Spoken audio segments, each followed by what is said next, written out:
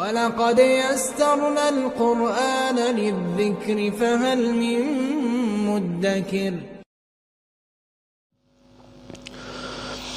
انتہائی واجب الاحترام، قابل صد تکریم و تعظیم حضرات سامعین کرام، بزرگان دین،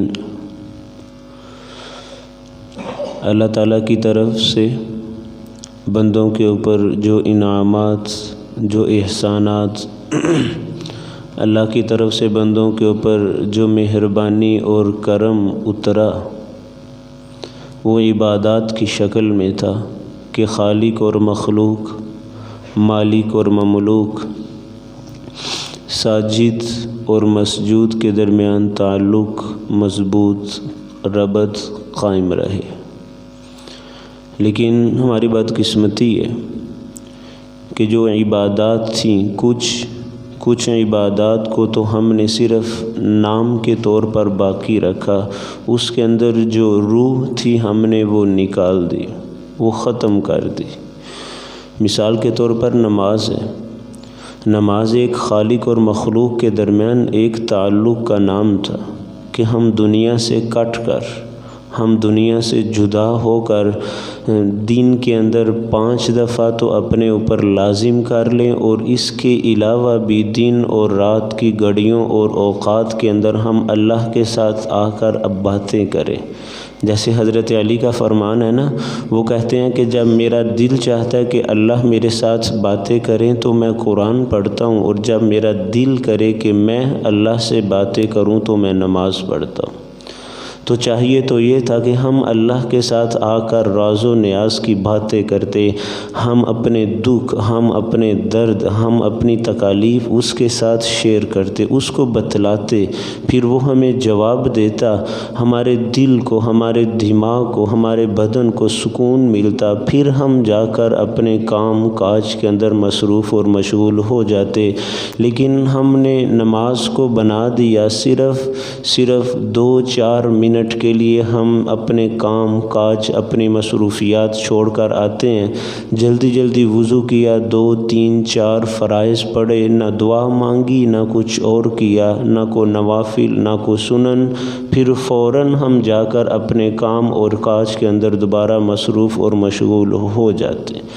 یاد رکھنا، اس سے فرض تو ادا ہو جائے گا، اس سے انکار نہیں ہے، جو فرض تھا وہ تو ادا ہو گیا، لیکن جو چاہیے تھا، جو مطلوب تھا، جو مقصود تھا، جیسے صحابہ نے اور جیسے اللہ کے نبی نے نمازیں پڑھی ہیں، ہماری نمازیں، ہماری عبادات اس سے خالی ہیں۔ اما عائشہ فرماتی ہیں نا کہ اللہ کے نبی گھر کے اندر بیگمات کے ساتھ، بچوں کے ساتھ مصروف ہوتے، مشغول ہوتے، کھیل رہے ہوتے، باتوں کے اندر مصروف ہوتے، تو یوں محسوس ہوتا تھا کہ جیسے آپ ہمارے ہی ہیں، آپ کا تعلق صرف اور صرف ہمارے ساتھ ہے۔ جو مسجد سے حضرت بلال کی آواز آتی، اللہ اکبر، آپ سب کچھ چھوڑ دیتے، ایک چیز کو آپ بھول جاتے، اور ہمیں اللہ کے نبی یوں محسوس ہوتا تھا کہ جیسے ہم آپ کے لیے اجنبی ہیں، آپ ہماری طرف دیکھ نہیں رہی، آپ ہمارے ساتھ بات نہیں کر رہے، آپ ہماری طرف توجہ نہیں کر رہے، بس وضو کیا، مسجد کے اندر تشریف لے گئے، یا وہیں گھر کے اندر سنن اور نوافل کے اندر آپ مصروف اور مشغول ہو گئے۔ دیکھنے والا یوں سمجھ سکتا تھا، محسوس کرنے والا یوں محسوس کر سکتا تھا کہ آپ کا ہمارے ساتھ کسی بھی قسم کا کوئی تعلق نہیں ہے۔ اصل کے اندر نماز اس چیز کا نام تھا، لیکن بدقسمتی سے ہم نے نماز کس چیز کو بنا دیا کہ ہم ٹائم دیکھ رہے ہوتے ہیں، گھروں کے اندر بیٹھ کر، دکانوں میں بیٹھ کر، کارخانوں میں بیٹھ کر، اپنے کمرے اور اپنی مصروفیات اور مشغولیات کے اندر جب ہم ہوتے ہیں تو ہمارا دھیان، وہ بھی کوئی 100 کے اندر 2-4 ہوں گے جن کا دھیان گھڑی کی طرف ہوتا ہے، ابھی 2 منٹ باقی، ابھی 1 منٹ باقی ہے۔ جو ہی ہمیں امام صاحب کی آواز آتی ہے تکبیر تحریمہ کے لیے، اللہ اکبر، تو ہم پھر بھاگنا، ہم پھر دوڑنا شروع کرتے ہیں۔ یاد رکھنا، یہ نماز ہے، لیکن یہ نماز کی روح سے خالی ہے، کہ جیسے ایک بدن ہو، جیسے ایک جسم ہو تو اس کے اندر اگر روح نہیں ہے، اگر اس کے اندر جان نہیں ہے تو آپ اس بدن کا کیا کریں گے؟ آپ اس جسم کا کیا کریں گے؟ آپ اس باڈی کا کیا کریں گے؟ بالکل آج ہماری عبادات کا یہی حساب ہے کہ ہمارے پاس صرف ایک بدن، ہمارے پاس صرف ایک جسم اور ہمارے پاس صرف ایک باڈی ہے، لیکن وہ جان سے، لیکن وہ روح سے خالی ہے۔ یہی وجہ ہے کہ ہمیں آج اپنی عبادات کے اندر وہ لذت نہیں ہے، وہ چاشنی نہیں ہے، وہ راحت نہیں ہے، وہ سکون نہیں ہے۔ وگرنہ کیسے ہو سکتا ہے کہ دنیا کے اندر اگر ہمیں کسی سے پیار ہو، ہمیں کسی سے محبت ہو، ہماری جب اس سے ملاقات ہو، ہماری جب اس سے باتیں ہوں، ہم جب اس کو دیکھیں، وہ ہمیں دیکھے، ہم اس کے روبرو ہو جائیں اور پھر ہمیں مزہ نہ آئے، پھر ہم جلدی وہاں سے اٹھنا ضروری سمجھے، پھر ہم سلام پھیر کر بھاگنا ضروری سمجھے؟ یہ ممکن نہیں ہے، یہ ہو نہیں سکتا۔ آپ ذرا پوچھئے تو صحیح، جن کے دلوں کے اندر جن کی محبت ہے، اگر کسی کے دل کے اندر ماں باپ کی محبت ہے تو بچہ کیسے اٹھ سکتا ہے ماں باپ کے پاس بیٹھ کر فوراً؟ اگر بھائی کے دل کے اندر بھائی کا پیار اور محبت ہے تو کب دل کرتا ہے جلدی بھائی کو چھوڑنے کے لیے؟ اگر ہمیں اللہ سے پیار ہوتا، اگر ہماری اس کے ساتھ محبت، ہمارا اس کے ساتھ تعلق ہوتا تو یہ ممکن نہیں تھا کہ ہم صرف اس وقت آتے کہ جب امام صاحب مصلی کے اوپر جا کر کھڑے ہو جاتے ہیں، تو یہ ممکن نہیں تھا کہ جوں ہی ہم نے سلام پھیری تو ہم فوراً بھاگ جائیں، ہم فوراً اپنے کام، اپنے کاج اور اپنی مصروفیات کے اندر مصروف اور مشغول ہو جائیں۔ دل مانتا نہیں ہے، دل تسلیم کرتا نہیں ہے۔ یہ تو میں نے آپ کو ایک مثال دی ہے نا، ہماری تمام کی تمام عبادات کا حشر اور حال یہی ہے۔ ہمارے پاس صرف ایک بدن ہے، ہمارے پاس صرف ایک جسم اور ایک باڈی ہے، اس کے اندر روح نہیں ہے، اس کے اندر جان نہیں ہے، اس کے اندر وہ حرکت نہیں ہے جو ہونی چاہیے تھی۔ آج ہماری ساری کی ساری عبادات اسی طرح کی ہیں، اور بدقسمتی سے ایک بہت اہم عبادت، بدقسمتی سے ایک بہت اہم چیز، اس کے اندر روح نہیں ہے۔ یہ تو میں نہیں کہتا، وہ سرے سے ہمارے پاس بچی ہی نہیں ہے، وہ سرے سے ہمارے پاس موجود ہی نہیں ہے۔ وہ عبادت کون سی ہے بھلا؟ وہ خالق اور مخلوق کا تعلق ہے، وہ دعا ہے، وہ اللہ تعالیٰ کے ساتھ اپنی باتیں کرنا ہے اور اپنی باتیں منوانا ہے۔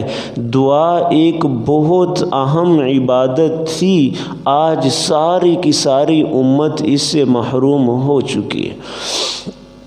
اولاً تو بہت سے لوگ دعا مانگتے ہی نہیں ہیں، اور جو دعا مانگتے ہیں وہ کس طرح مانگتے ہیں کہ امام صاحب آگے بیٹھ کر وہ چند الفاظ ہیں جو انہوں نے یاد کیے ہوئے ہیں وہ دہرائے جا رہے ہیں اور پیچھے مقتدی آمین کہے جا رہے ہیں۔ مقتدی نہیں جانتے کہ امام صاحب کیا مانگ رہے ہیں، بلکہ امام صاحب خود بھی نہیں جانتے کہ وہ کیا مانگ رہے ہیں۔ یہ ہمارا خالق کے ساتھ، یہ ہمارا مالک کے ساتھ تعلق ہے۔ آج ہماری دعائیں نہیں ہیں، ہم دعا مانگتے نہیں ہیں، ہم دعا پڑھتے ہیں۔ اگر آپ نے یہ جاننا ہو نا، اگر آپ نے یہ دیکھنا ہو، پرکھنا ہو کہ دعا مانگنا اور دعا پڑھنا اس کے درمیان کتنا فرق ہے، تو آپ ذرا اپنی دعاؤں کو دیکھیے، میں ذرا اپنی دعا کو دیکھتا ہوں، تو پھر ہم اپنی دعا مانگنے کے بعد ہم ذرا گلی کے اندر جا کر بیکاری کو دیکھتے ہیں کہ اس بیکاری کے الفاظ دیکھنا، اس کے چہرے کو دیکھنا، اس کی عاجزی کو دیکھنا، اس کے رونے کو، اس کے تڑپنے کو اور اس کے مچلنے کو دیکھنا۔ ذرا گھروں کے اندر چھوٹے سے بیٹے کی ضد دیکھنا جو وہ ماں کے سامنے کرتا ہے، جو باپ کے سامنے کرتا ہے، جو وہ بڑے بھائیوں کے سامنے کرتا ہے۔ چھوٹا بھائی جو بالکل چھوٹا سا 2 4 5 6 سال کا ہے، ذرا اس کے مانگنے کو دیکھنا اور ذرا اپنے مانگنے کو دیکھنا، آپ کو بخوبی اندازہ ہو جائے گا، آپ کو پتہ چل جائے گا کہ ہمیں مانگنا نہیں آتا، ہمیں دعائیں پڑھنا آتی ہیں۔ جبکہ صحابہ فرماتے ہیں کہ اللہ کے نبی ہم کو دعا اس طرح سکھلاتے تھے جس طرح قرآن کی آیات سکھلائی جاتی۔ اللہ کے نبی ہمیں دعائیں اس طرح سکھلایا کرتے تھے جس طریقے سے قرآن کی آیات سکھلائی جاتی ہیں۔ اور آپ ذرا قرآن پڑھ کے دیکھیے نا، آپ کو اندازہ ہوگا۔ میں نے 2-3 آیات کے ٹکڑے آپ کے سامنے پڑھے ہیں۔ ایک جگہ پر اللہ تعالیٰ فرماتے ہیں کہ وَإِذَا سَأَلَكَ عِبَادِي عَنِّي، اے میرے حبیب، جب یہ صحابہ، جب یہ مسلمان آپ کے پاس آ کر میرا تعارف پوچھے نا کہ میں کہاں ہوں اور میرا کیا کام ہے، تو ذرا میرے بندوں کو بتلانا، فَإِنِّي قریب، میں بڑا قریب ہوں، میں بالکل تمہارے ساتھ ہوں، میں بالکل تمہارے پاس ہوں۔ اجیب دعوت الداعی اذا دعان، جب بھی تم مجھے بلاؤ گے، مجھے پکارو گے نا، تو میں تمہاری دعاؤں کو قبول کروں گا۔ اور آگے اللہ نے کتنی خوبصورت بات فرمائی، اللہ تعالیٰ نے فرمایا فَلْيَسْتَجِيبُوا، مجھے بلاتے رہنا، مجھے پکارتے رہنا، کبھی مجھے چھوڑنا نہ، کبھی مجھے بھولنا نہ۔ یہی مفہوم، یہی مضمون دوسری جگہ پر اللہ تعالیٰ فرماتے ہیں وَقَالَ رَبُّكُمُ ادْعُونِي أَسْتَجِبْ لَكُمْ، اے میرے حبیب ان سے کہیے کہ مجھ سے مانگنا، مجھ سے دعا کرنا، میرے سامنے آنا، کیوں بلا أَسْتَجِبْ لَكُمْ، میں تمہاری دعاؤں کو قبول کروں گا، اور کوئی بھی تمہارے مسائل حل نہیں کرے گا۔ جس کے پاس ایک دفعہ جاؤ گے وہ بڑی خندہ پیشانی سے ملے گا، کھڑا ہو کر استقبال کرے گا، تمہارا مسئلہ حل کرنے کا یقین دہانی کروائے گا۔ دوسری دفعہ جاؤ گے عزت کے اندر کمی آ جائے گی، تیسری دفعہ جاؤ گے تو وہ تمہیں دیکھے گا بھی نہیں۔ لیکن اللہ کا تعالیٰ کیا فرما رہے ہیں کہ تم جب بھی میرے پاس مانگنے آؤ گے نا، تو میں ہر دفعہ تمہاری دعا قبول کروں گا۔ اور آگے اللہ نے بڑے سخت الفاظ فرمائے ہیں۔ اللہ تعالیٰ فرماتے ہیں ان الذین یستکبرون عن عبادتی سیدخلون جہنم داخرین، جو مجھ سے نہیں مانگتے، تکبر کرتے ہیں، جن کے پاس ٹائم نہیں ہے، جن کے پاس وقت نہیں ہے، جو میرے پاس آنا گوارا نہیں کرتے، اللہ نے بڑی سخت دھمکی لگائی ہے سیدخلون جہنم داخرین، عن قریب میں ان کو جہنم کے شعلوں کے اندر ذلیل کر کے داخل کروں گا۔ ان قریب جہنم کی بھڑکتی ہوئی آگ کے اندر ذلیل کر کے، ذلیل اور خار کر کے، جہاں پر کل کائنات کھڑی ہوگی، حضرت آدم سے لے کر قیامت کی صبح تک جتنے افراد بھی پیدا ہوں گے، وہ جب سارے کے سارے کھڑے ہیں، پھر اگر اعلان ہو کہ اس کو بالوں سے پکڑ کر، اس کو پاؤں سے پکڑ کر، اس کو جبڑوں سے پکڑ کر ذلیل کر کے، رسوا کر کے جہنم کے اندر جا کر پھینک دو، تو پھر ہماری کیا عزت ہوگی؟ جو عزت دار لوگ ہیں وہ دنیا کے اندر 2-4 آدمیوں کے سامنے ذلت برداشت نہیں کرتے، وہ مر جایا کرتے ہیں، وہ مہینوں گھروں سے نہیں نکلا کرتے۔ کیوں بلا؟ کہ 2-3 آدمیوں کے سامنے فلاں نے مجھے گالی دی تھی، وہاں پر مجمع لگا ہوا تھا، وہاں پر میرے دوست تھے، وہاں پر میرے بھائی تھے، وہاں پر میرا والد تھا، اس نے مجھے گالی دی تھی، اس نے مجھے تانا دیا تھا، ابھی تک میں اس تکلیف سے باہر نہیں نکلا۔ لوگ ملنا چھوڑ دیتے ہیں، لوگ گھروں سے باہر نکلنا چھوڑ دیتے ہیں۔ تو یہ میرا اللہ کہہ رہا ہے کہ اگر تم مجھ سے دعا نہیں کرو گے تو میں تمہیں ذلیل کر کے جہنم کی آگ کے اندر پھینک دوں گا۔ یہ تو قرآن تھا، نبی کا فرمان۔ آپ نے فرمایا الدعاء مخ العبادہ، دعا عبادت کا مغز ہے، دعا عبادت کا مغز ہے۔ آپ جانتے ہیں نا انسانی بدن کے اندر سب سے اہم، سب سے مضبوط اور سب سے اہم جو حصہ ہے وہ سر، اور سر کے اندر کھوپڑی، اور کھوپڑی کے اندر دماغ ہے۔ اگر دماغ نہ ہو، اللہ معاف کرے، دماغ کام نہ کر رہا ہو، دماغ کے اوپر پردہ پڑ جائے تو بدن جتنا بھی خوبصورت ہو وہ کسی بھی کام کا نہیں ہوتا۔ تو یہی اللہ تعالیٰ، یہی اللہ کے نبی ہمیں بتلانا چاہتے ہیں کہ عبادت بہت اہم چیز ہے۔ اگر اہم چیز کے اندر سے بھی کوئی چیز تم تلاش کرنا چاہو نا تو وہ عبادت کے بعد دعا ہے، وہ عبادت کے بعد دعا ہے۔ دعا کو کبھی بھی نہ چھوڑنا۔ الدعاء مخ العبادہ، عبادہ۔ مخ مغز کو کہتے ہیں، مغز دماغ، پورے کے پورے بدن کا خلاصہ، پورے کے پورے بدن کا نچوڑ اگر کوئی چیز ہوتی ہے تو وہ مغز ہوا کرتا ہے، وہ دماغ ہوا کرتا ہے۔ تو یہی اللہ کے نبی ہمیں بتلانا چاہتے ہیں کہ عبادت کرنے کے بعد کبھی مغز نہ چھوڑنا، عبادت کرنے کے بعد کبھی خلاصہ نہ چھوڑنا، عبادت کرنے کے بعد کبھی دعا کو مت چھوڑنا۔ یا آج یہ میرا معاشرہ ہے کہ بہت سے 95% لوگ تو ایسے ہیں کہ جو سرے سے عبادت ہی چھوڑ چکے ہیں، اور جو 5% لوگ نماز پڑھتے ہیں، جن کا عبادات کے ساتھ کوئی تعلق، کوئی رشتہ ہے، دعا کرنا وہ بھی چھوڑ چکے ہیں۔ جبکہ صحابہ فرماتے ہیں اللہ کے نبی نے ہمیں ایک ایک موقع کی دعا یاد کروائی ہے، اللہ کے نبی نے ہمیں ایک ایک موقع کی دعا یاد کروائی ہے۔ یہاں تک کہ جو یہودی تھے، جو مشرکین مکہ تھے نا، ان کو بڑا تعجب ہوا کرتا تھا کہ یہ کیسا نبی ہے کہ جو تمہیں قضاء حاجت کے لیے جانے کا طریقہ بتلا رہا ہے، دعائیں بتلا رہا ہے، واپس آنے کا طریقہ اور دعائیں بتلا رہا ہے، پانی پینے کا طریقہ بھی بتلا رہا ہے، دعا بھی بتلا رہا ہے، کھانا کھانے سے پہلے کی، درمیان کی، بعد کی دعا بھی بتلا رہا ہے، تمہیں طریقہ بھی سمجھا رہا ہے، یہ کیسا نبی ہے؟ تو صحابہ بڑے خوش ہوا کرتے تھے کہ صحابہ فرمایا کرتے تھے، صحابہ کہا کرتے تھے کہ یہ ہمارے نبی بھی ہیں، ہمارے والد بھی ہیں، اور یہ ہمارے استاد بھی ہیں، انہوں نے کوئی چیز بھی ہم سے چھپا کر نہیں رکھی۔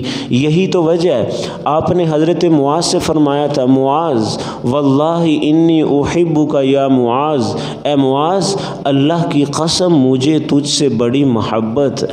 آپ کا بیان دیکھیے، آپ کا انداز دیکھیے، سمجھانے کا طریقہ دیکھیے کہ سمجھایا کیسے جا رہا ہے، ڈانٹا نہیں جا رہا، مارا نہیں جا رہا، جھڑکا نہیں جا رہا۔ واللہ انی احبک یا معاذ، اے معاذ مجھے تجھ سے محبت ہے، اے معاذ مجھے تجھ سے محبت ہے۔ انہوں نے آگے کہا یا رسول اللہ مجھے بھی آپ سے محبت ہے۔ تو آپ نے فرمایا معاذ پھر ایک کام کرنا، مجھ سے وعدہ کرو کبھی چھوڑو گے نہیں۔ انہوں نے کہا یا رسول اللہ میرے ماں باپ آپ پر قربان، آپ فرمائیے تو صحیح میں کیا کروں؟ تو آپ نے فرمایا معاذ ہر نماز کے بعد یوں کہنا، اللہم اعنی علی ذکرک و شکرک و حسن عبادتک، اے اللہ اپنے ذکر، اپنے شکر اور اپنی عبادت کے لیے تو میری مدد کرنا، اپنی عبادت کے لیے تو میری مدد کرنا۔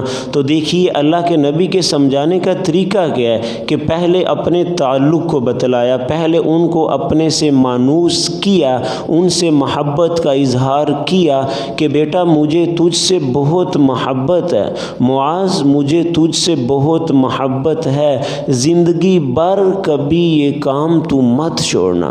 حضرت طارق بن شماس کہتے ہیں کہ جب بھی کوئی آدمی نیا مسلمان ہوتا تھا نا تو باقی سارے کے سارے معاملات، باقی ساری کی ساری چیزیں اللہ کے نبی بعد میں بتلایا کرتے تھے، سب سے پہلے آپ اس کو 2 باتیں سکھلاتے تھے۔ نمبر 1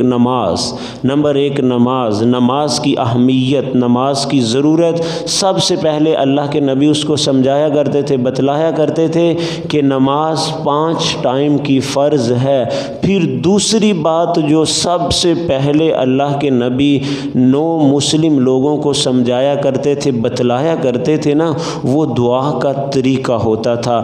اکثر صحابہ کو اللہ کے نبی نے ایک دعا سمجھائی، ایک دعا سکھلائی کہ آپ نے فرمایا تھا، آپ نے صحابہ سے کہا تھا کہ جو بھی مسلمان ہوتا تو آپ فرماتے کہ سب سے پہلے آپ نے نماز پڑھنی ہے، نماز پڑھنے کے بعد اللہ سے یوں دعا کرنی ہے، اللہ سے یوں دعا کرنی ہے، اللہم اغفر لی وارحمنی وعافنی وارزقنی واہدنی، کہ 5 چیزیں اللہ سے مانگنا۔ نمبر 1 سب سے پہلے اللہم اغفر لی، یا اللہ تو معاف کر، یا اللہ تو معاف کر، وارزقنی، یا اللہ تو مجھے دنیا کی ہر نعمت نعمت دے دے۔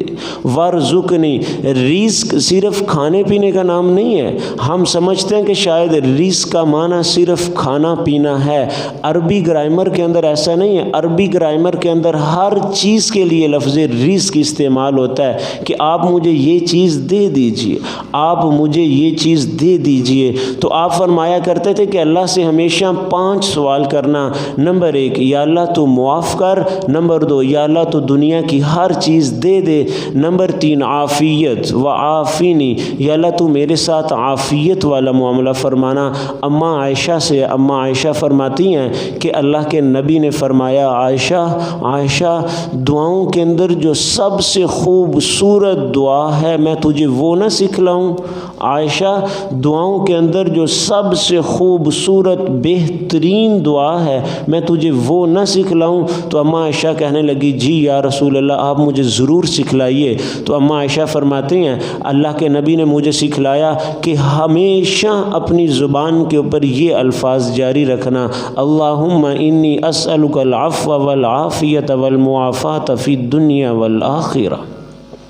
یا اللہ دنیا کے اندر، یا اللہ آخرت کے اندر، ایک تو درگزر کرتے رہنا، ایک تو معاف کرتے رہنا، اور دوسرا تو عافیت والا معاملہ کرنا۔ دنیا کے اندر، آخرت کے اندر ہر قسم کے دکھ، درد، تکلیف اور مصیبت سے بچا کے رکھنا۔ دیکھیے کیسے خوبصورت الفاظ ہیں۔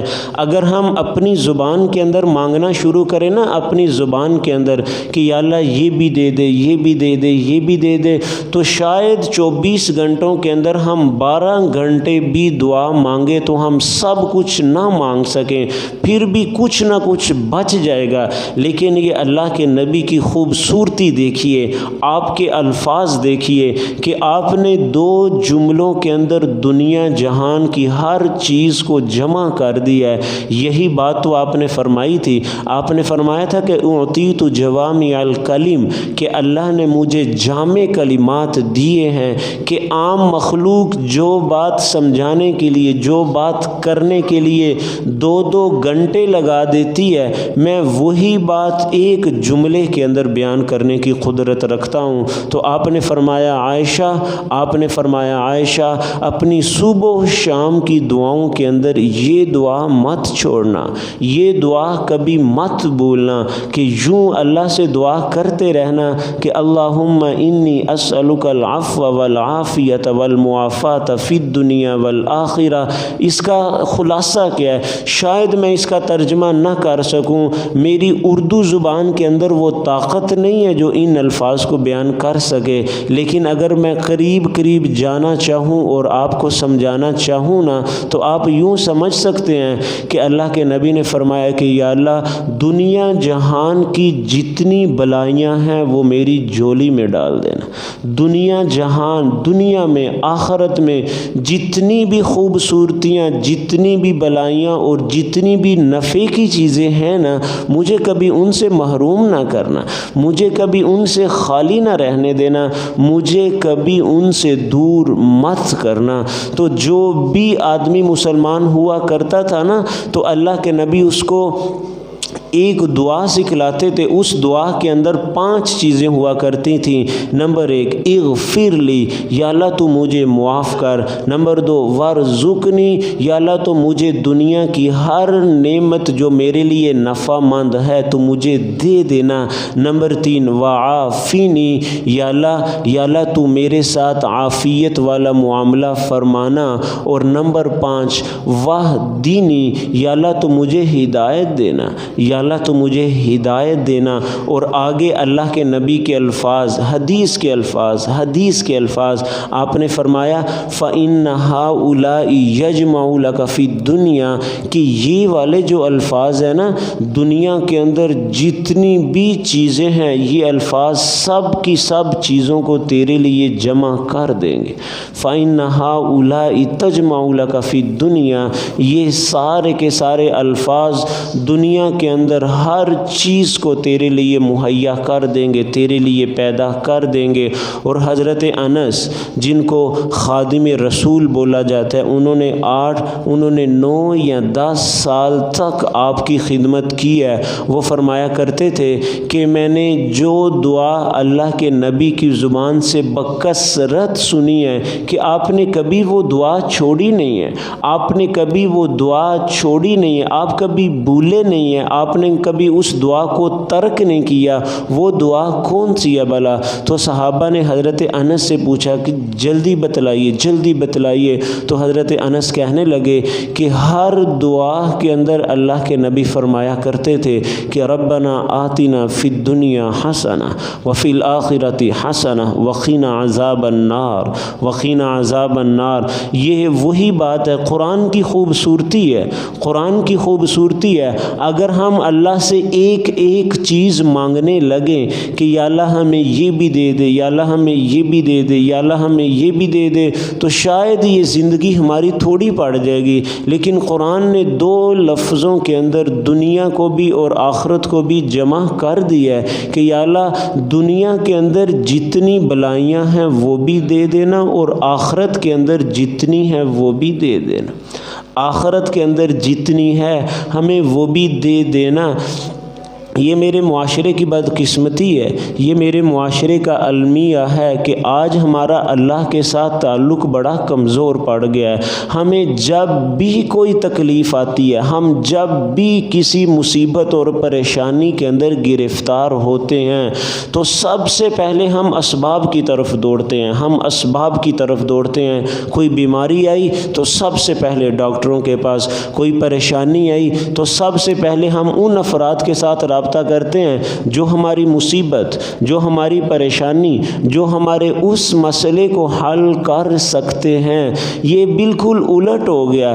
صحابہ کو اور اللہ کے نبی کو جب بھی کوئی پریشانی آیا کرتی تھی نا تو وہ سب سے پہلے مسجد کے اندر، سب سے پہلے مصلی کے اوپر، سب سے پہلے اللہ کے حضور۔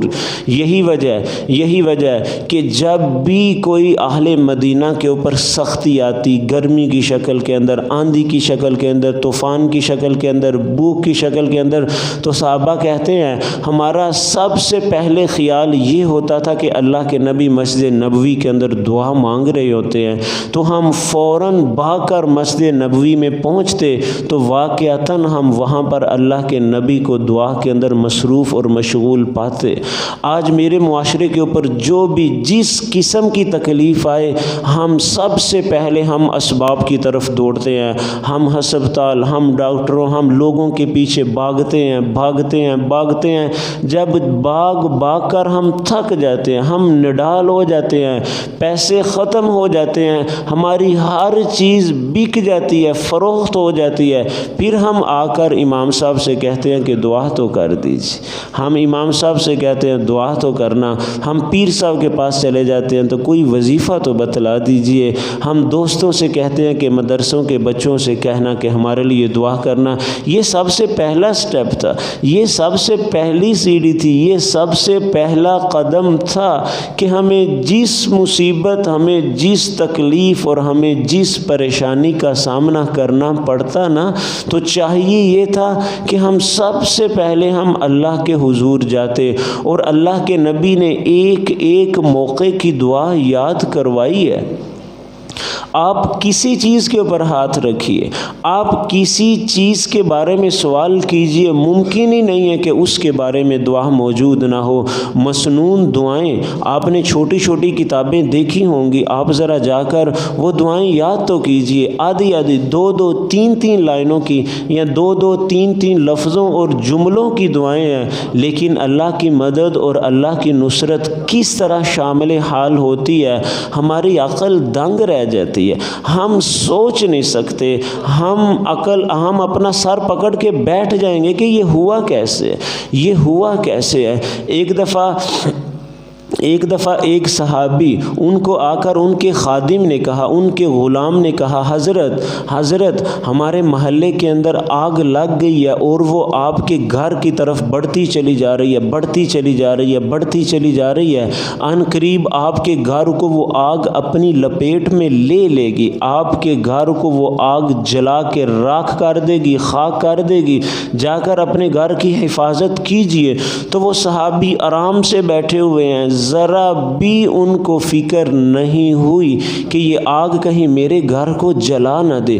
اس نے پھر کہا کہ آگ بڑی تیز ہے، آگ کے بڑے شعلے اٹھ رہے ہیں، وہ آپ کے گھر کو جلا دے گی، گھر کے اندر قیمتی سامان ہے، گھر کے اندر بیوی ہے، بچے ہیں آپ کے، وہ آگ سب کو جلا کر راکھ کر دے گی۔ ان کو ایک منٹ کے لیے بھی کسی بھی قسم کی بے قراری نہیں ہوئی۔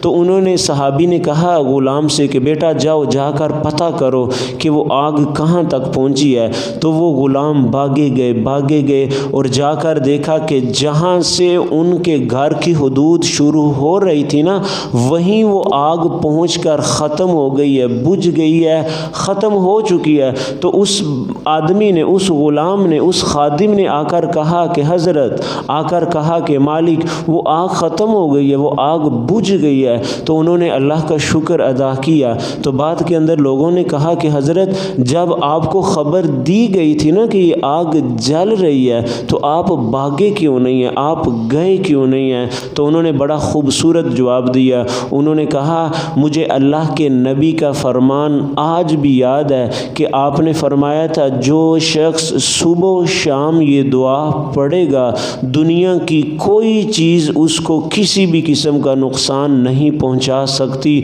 اور آج صبح میں نے وہ دعا پڑھی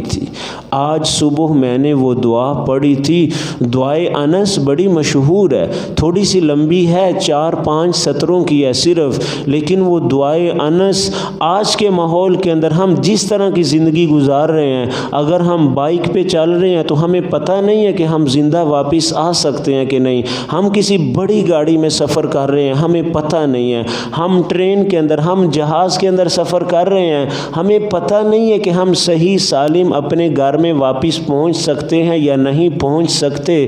تو آپ نے حضرت انس سے کہا تھا بیٹا، حضرت انس سے کہا تھا کہ جو شخص صبح و شام یہ دعا پڑھ لے گا، یہ دعا جس کو یاد ہوئی اور اس نے صبح پڑھ لی، ایک دفعہ شام کو پڑھ لی، دنیا کی کوئی چیز اس کو نقصان نہیں پہنچا سکتی۔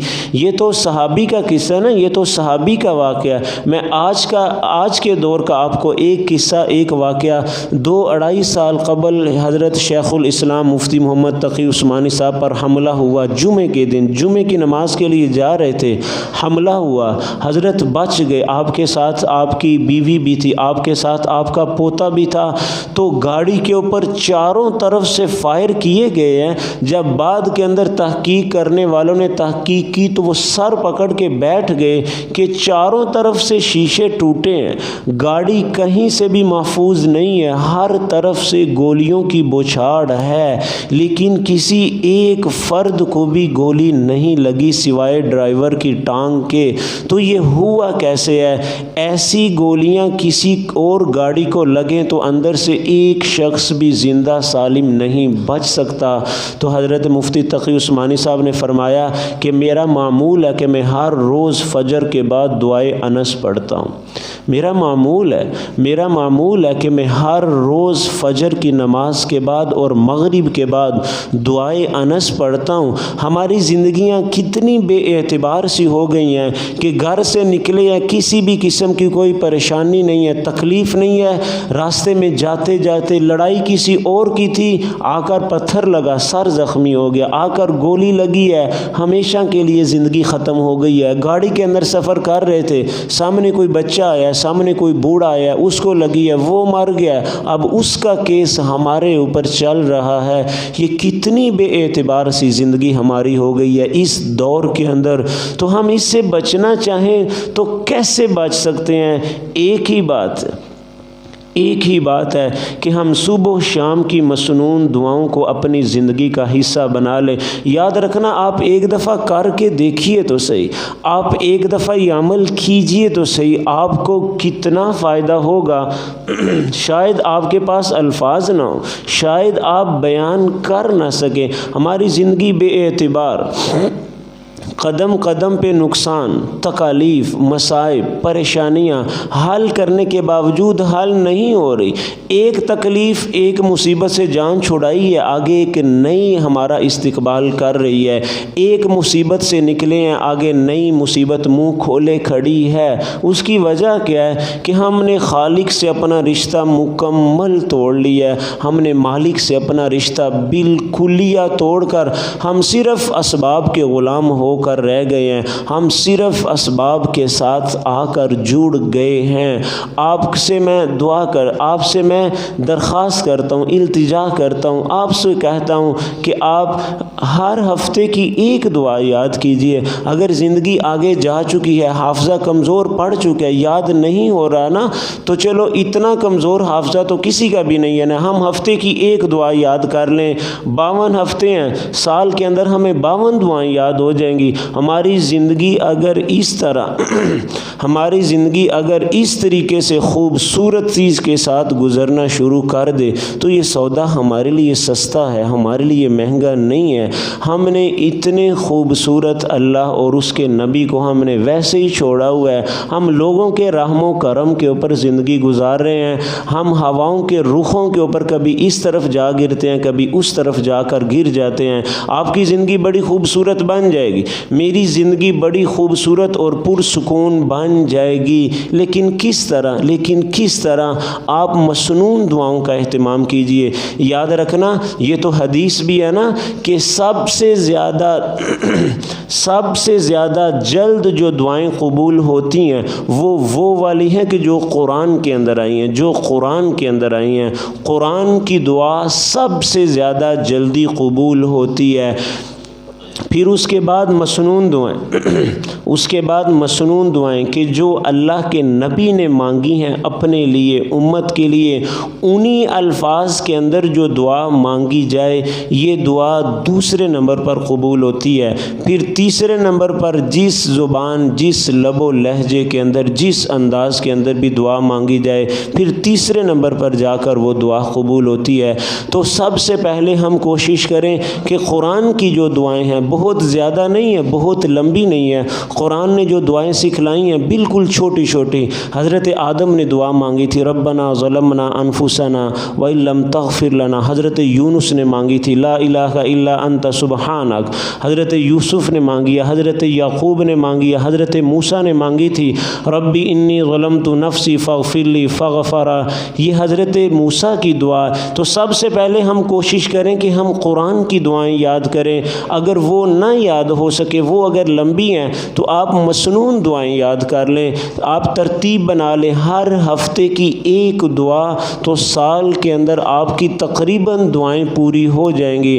آپ یہ دنیا سے بچ جائیں گے، آپ تکلیفوں سے بچ جائیں گے، آپ مصیبتوں سے، آپ پریشانیوں سے بچ جائیں گے، اور آپ دنگ رہ جائیں گے، آپ سر پکڑ کے بیٹھ جائیں گے کہ یار ان دعاؤں کے اندر اثر کیا ہے، ان دعاؤں کے اندر قوت کیا ہے، ان دعاؤں کے اندر طاقت کیا ہے کہ میری زندگی بالکل بدل کر رہ گئی ہے۔ ہم دنیا سے بڑے آرام، بڑے سکون کی زندگی گزاریں گے۔ آج بھی جو لوگ آرام اور سکون کی زندگی گزار رہے ہیں، وجہ اس کی یہی ہے کہ ان کا اللہ کے ساتھ تعلق اور رشتہ بڑا مضبوط ہے۔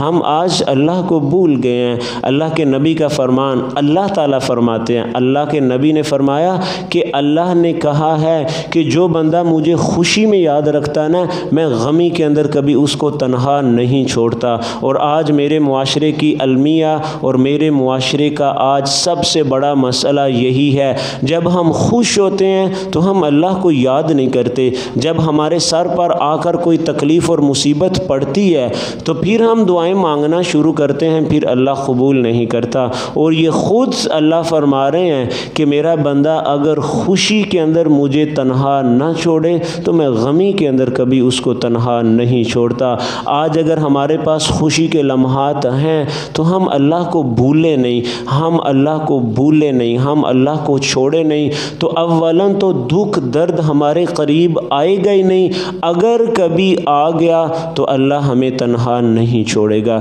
اللہ تعالیٰ سے دعا ہے اللہ تعالیٰ عمل کرنے کی توفیق عطا فرمائے۔